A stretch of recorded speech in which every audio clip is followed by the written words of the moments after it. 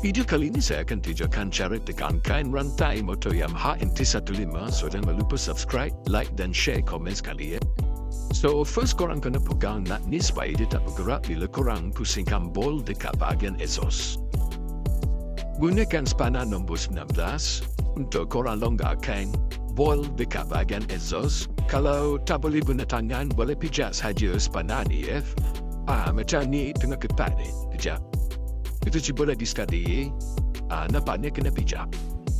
Lepas dah longgar, okay, so step sekarang ni dah selesai, kita move to next step lah. Kemudian gunakan spana nombor 10 untuk korang longgarkan sedikit nut dekat bahagian dalam ni. Nut dengan screw tu lah function dia untuk korang tegangkan rantai. Korang kena buat sebelah sini dengan sebelah lagi satu.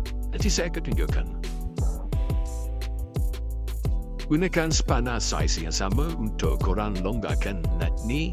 Kalau korang perasan nut yang besar tu dia akan gerak ke kanan sedikit demi sedikit, so rantai korang akan automatik jadi tegam.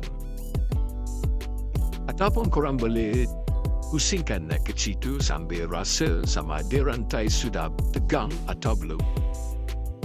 Bila rantai dah tegang, korang kena pegang nut ni guna alat yang khas ataupun spana saiz 19. Sambil tanya sebelah pegang nut, sebelah lagi korang ketakkan semula bol tu.